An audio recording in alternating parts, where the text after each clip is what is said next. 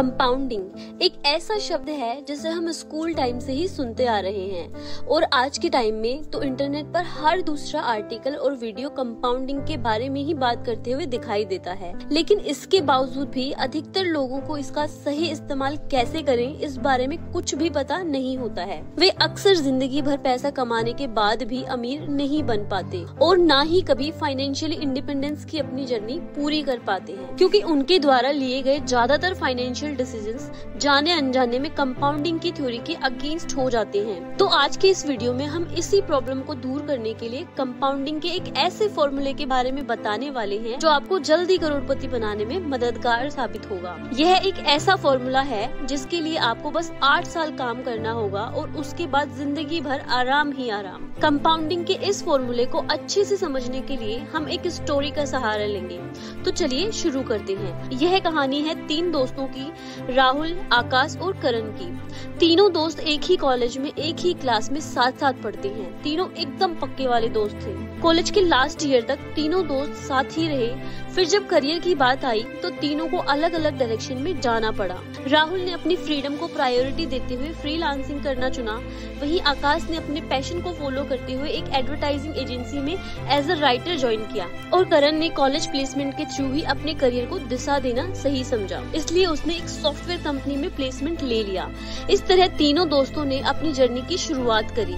काम में बिजी हो जाने के कारण उनका 1 साल बिना मिले ही गुजर गया। इस 1 साल में राहुल और आकाश फाइनेंस की गणित को समझने की कोशिश कर चुके थे और उन्होंने यह जान लिया था कि केवल मंथली सैलरी से काम नहीं चलने वाला, इसलिए उन्होंने अपनी मंथली सैलरी से कुछ सेविंग करना शुरू कर दिया और उन्हें किसी अच्छी जगह पर इन्वेस्ट करना भी स्टार्ट कर दिया। वहीं दूसरी ओर करण एक बहुत ही हम्बल बैकग्राउंड से बिलोंग करता था और अभी तक उसका माइंडसेट भी वही टिपिकल मिडिल क्लास वाला बना हुआ था।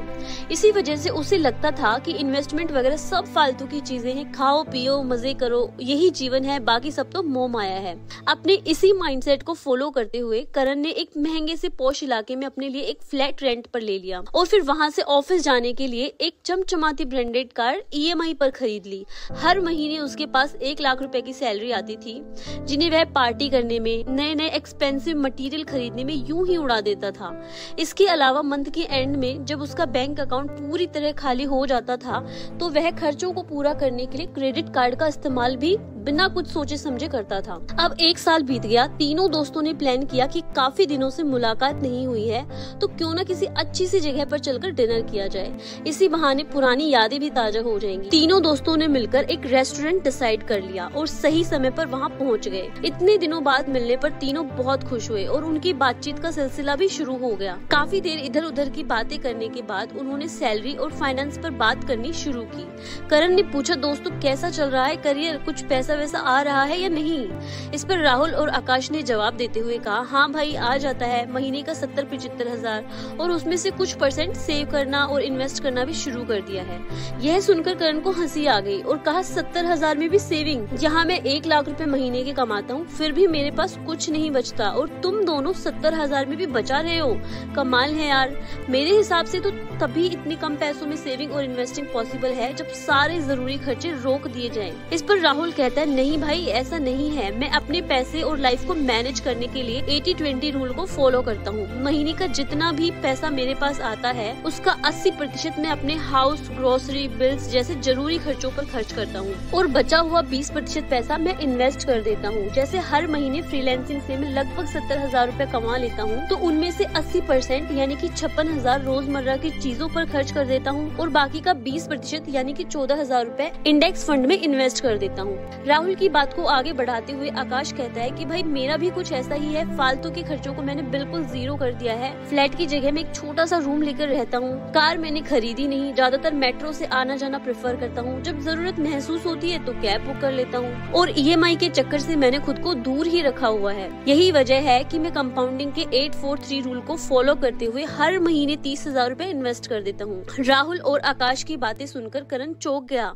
वह बोला, क्या तुम लोग अभी से बूढ़े लोगों जैसी बातें करने लगे हो? अभी तो हम जवान हैं, यह टाइम होता है एंजॉय करने का, ऐश करने का। कहाँ तुम अभी से इन्वेस्टमेंट और सेविंग के चक्कर में फंस रहे हो? और भाई आकाश, तू के ही फालतू कंपाउंडिंग जैसे झमेलों में इतना पैसा डाल रहा है। यह सब स्कूल बुक्स और कहानियों में ही अच्छा लगता है, असलियत में इनसे कोई अमीर नहीं होता। यह सब कैलकुलेशन में ही मैजिक दिखा सकती है, असलियत में तो यह लोगों का पैसा डूबता ही है बस। करण को बीच में ही टोकते हुए राहुल बोला, भाई ऐसा बिल्कुल भी नहीं है, आकाश जो कह रहा है बिल्कुल ठीक कह रहा है। कंपाउंडिंग की पावर अभी तूने देखी नहीं है, इसलिए तू ऐसी बात कर रहा है। दुनिया के बड़े से बड़े इन्वेस्टर्स आज इसलिए अमीर हैं क्योंकि उन्होंने कंपाउंडिंग की प्रोसेस पर विश्वास रखा और अपने पैसे को अच्छी जगह पर इन्वेस्ट किया। कुछ सालों बाद तुम खुद देखना कि आकाश फाइनेंशियली फ्री होकर रिटायरमेंट के मजे ले रहा होगा और उसका पैसा उसके लिए काम कर रहा होगा। करण राहुल की बात पर फिर से हंसने लगता है और बोला, रिटायरमेंट, वो भी अभी से? तुम दोनों शायद पागल हो गए हो, यह सब फिल्मी बातें हैं भाई। रिटायरमेंट होता है 60 की उम्र पर, ना कि जवानी में। खैर, जो तुम्हें ठीक लग रहा है करते रहो। इस तरह तीनों दोस्तों की मुलाकात समाप्त हुई और तीनों फिर से अपने अपने काम में लग गए। तीनों अपनी लाइफ में इतने बिजी हो गए कि देखते ही देखते 7 साल निकल गए। यहाँ तक आते आते तीनों की एज 30 साल हो चुकी है। 7 साल बाद जब तीनों दोस्तों को एक दूसरे की याद आई तो उन्होंने फिर से मिलने का प्लान बनाया। तीनों फिर से रेस्टोरेंट में डिनर के लिए इकट्ठे हुए। एक बार फिर डाइनिंग टेबल पर इन्वेस्टमेंट की बात शुरू हो गई। करण ने टोंट मारते हुए पूछा, क्या हाल है तुम दोनों की कंपाउंडिंग का?